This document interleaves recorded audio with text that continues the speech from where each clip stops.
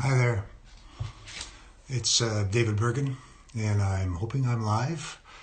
And I'm going to talk a little bit for the next 10 minutes about poetry, about life today, and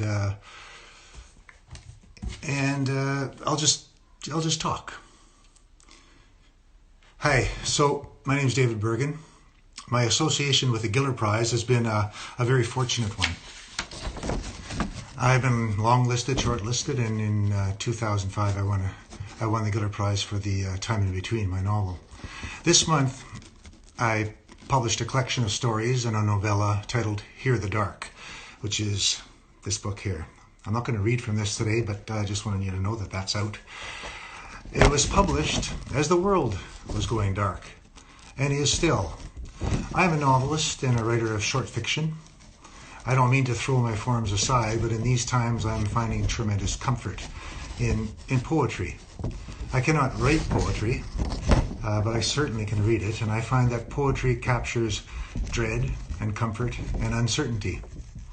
It is elliptical, short, full of pauses and images. It leaves an emotional wallop. My daughter, who is in isolation in Montreal with her husband and their 3-month-old daughter, sent me a Sylvia Plath poem called Nick and the Candlestick. It is about a pregnant mother who wanders like a miner through her cave-like house carrying a candle, talking to her unborn child. It is perfect for our times in that it recognizes the child to come, the future. Plath ends the poem by pushing away dread and praising the unborn child. And these are the last 6 lines. Let the mercuric atoms that cripple drip into the terrible well. You are the one, solid the spaces lean on, envious. You are the baby in the barn. I love that last line. And of course, there's The Second Coming by William Butler Yeats, written in 1919, with its many recognizable lines. Things fall apart, the center cannot hold, mere anarchy is loosed upon the world, the blood-dim tide is loosed. And it concludes with this line, and what rough beast, its hour come round at last, slouches towards Bethlehem to be born. That is a perfect word, slouches. The other poem I read recently is by Jean Valentine. It's called Sanctuary. And I'm going to read the whole poem. It's not that long, and I love the title, Sanctuary. You, who I don't know how to talk to you. What is it like for you there? Here, well, wanting solitude and talk, friendship, the uses of solitude, to imagine, to hear, learning Braille, to imagine other solitudes, but they will not be mine, to wait in the quiet, not to scatter the voices. What are you afraid of? What will happen? All this leaving and meetings, yes, but death, what happens when you die? Not scatter the voices, drown out, not make a house out of my own words, to be quiet in another throat, other eyes, listen for what it is like there. What word, what silence, allowing, uncertain to drift in the restlessness, repose, to run like water. What is it like there, right now? Listen, the crowding of the street, the room, everyone hunches in against the crowding, holding their breath against dread. What do you dread? What happens when you die? What do you dread in this room, now? Not listening, now, not watching, safe inside my own skin, to die, not having listened, not having asked, to have scattered life. Yes, I know, the thread you have to keep finding over again to follow it back to life, I know. Impossible sometimes. And that's Sanctuary by Jean Valentine. I find it fascinating, the state we are in. 7 billion people all experiencing the same apprehension, the same uncertainty. This should certainly make us more empathetic and more serene, knowing that we are not alone. And yet, in some ways, we are alone. We aren't going anywhere. There are no distractions. As James Meek wrote in the London Review of Books, when you aren't going anywhere, the danger is that you might start seeing the way things are going. We all live the life of a writer now, cooped up, solitary, alone with our thoughts, pacing, restless, calm. And when we get through this, I imagine we will have changed in some irrevocable way. I hope it will be for the better, that we will have been nimble and quick and have managed to jump over the candlestick. One last thing, and before I read this, I just want to say that if any of you have questions, you can certainly post them and I'll try to answer them. I'm happy to do that. And yeah, just text me or put it on there. I think that's what you do. Put it on the chat line there and I'll read them and I'll try to answer them if you want. But one last thing, I still do find comfort in reading novels and short fiction.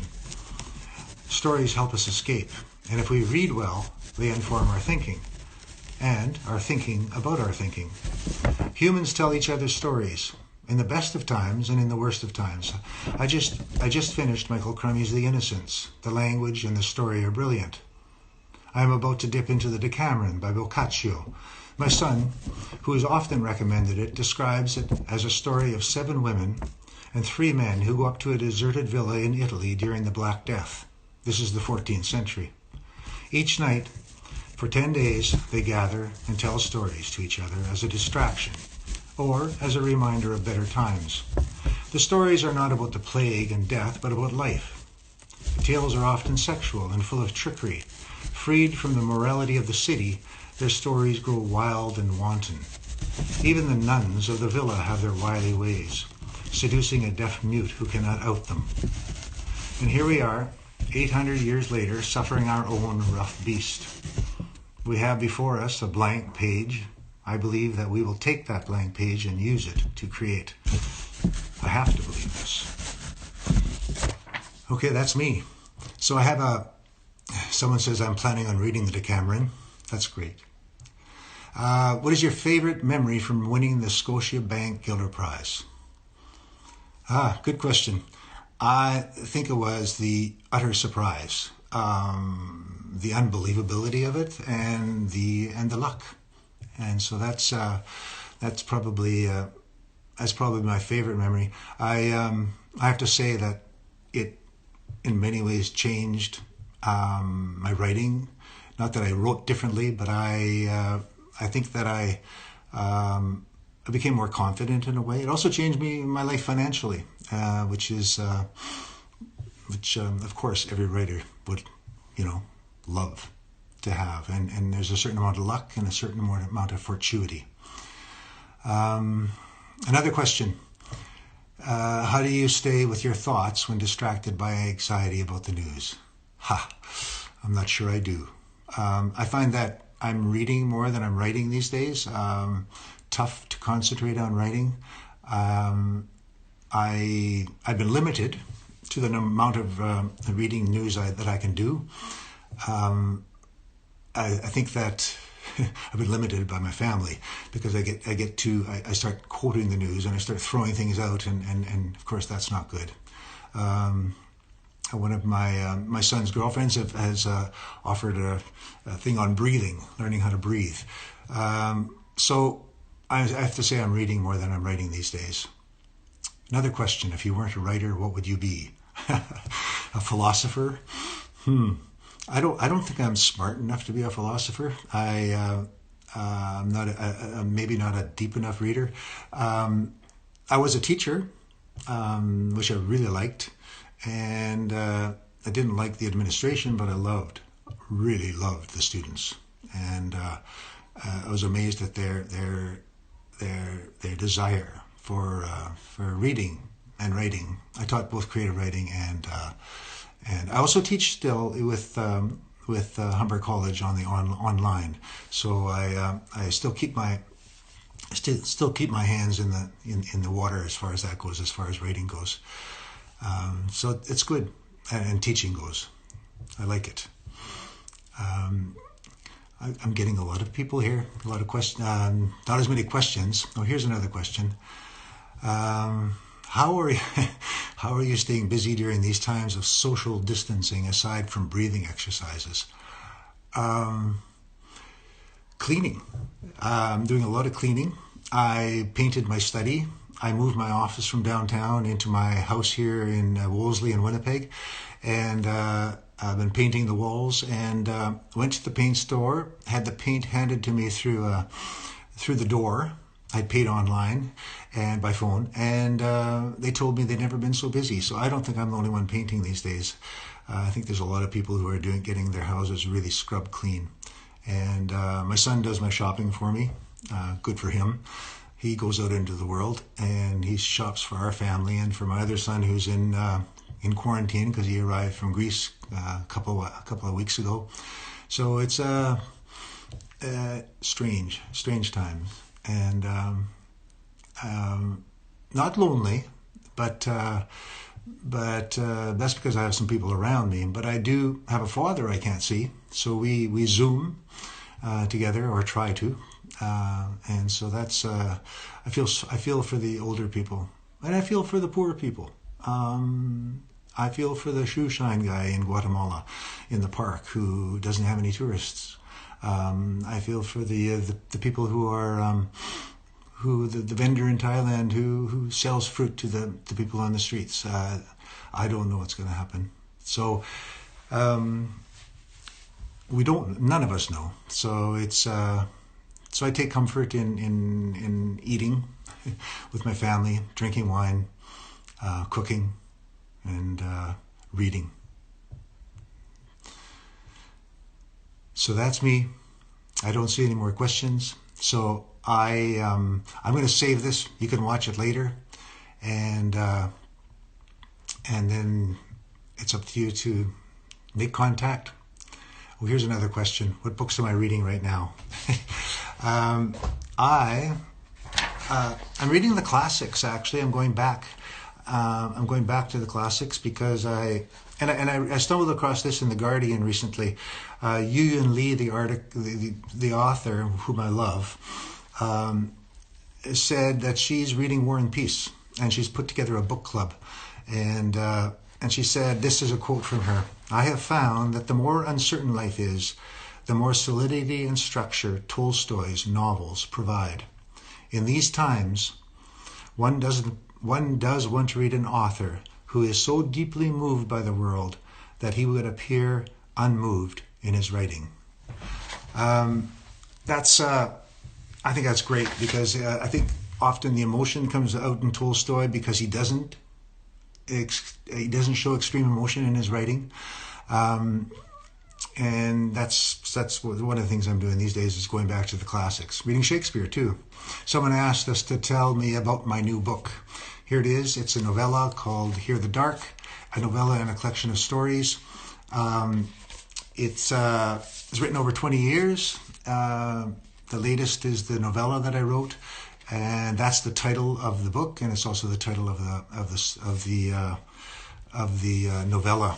The novella itself, I'll just talk about the novella briefly. It's about a cloistered religious community based on a community here in Manitoba, to which I have relations, and it's about a young girl named Lily who balks at how she's raised and fights against it. And in many ways, she fights it by discovering books.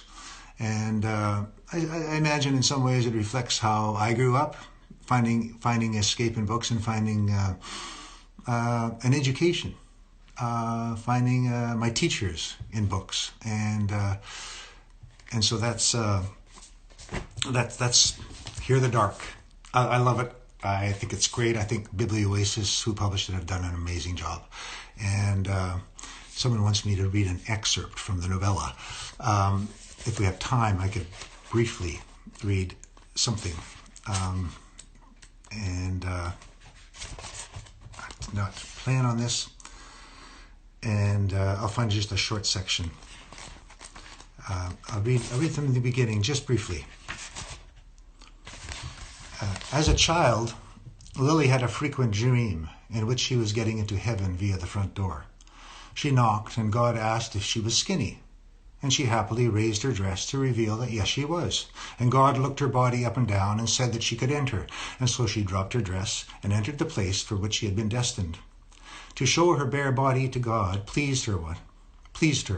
One time at Sunday lunch, she had heard that skinny people get into heaven quicker than plump people, and this being the truth, for it had come out of her uncle's mouth, and he was a minister in the church, she studied herself in the mirror in the evening before bed.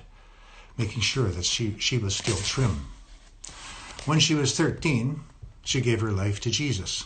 On a Sunday afternoon, after she had announced her intentions, the deacons met with her and asked her 3 questions. Had she made her confession? Had she thrown away her school pictures? And was she willing to wear the head covering? She answered yes to all 3 questions, though in fact she had saved one of her school pictures. In the photo, she was smiling happily. Her hair was in a single long braid. She was 10 years old. She wore a blue printed dress with sleeves that came just below her elbows. Her mother had made the dress for her after a trip to Inns Fabrics, where Lily had picked for herself the pattern of the cloth that she most liked. Her father wore boughten clothes purchased at Penner's at the strip mall. But the women of the family only wore handmade clothes, and for this they were grateful, for what is more sacred than that which is created by hand, the same hands created by the Maker. So that's just the beginning of the novella. I was supposed to do a book tour, but of course all book tours have been cancelled, and so this is a wonderful way to make a connection with readers out there, and I really want to thank the Giller for the Giller Prize Committee and so forth for putting together this opportunity. And much love to you all. Stay safe and keep reading, and don't get too close to people, except for those you're with. Okay? Take care.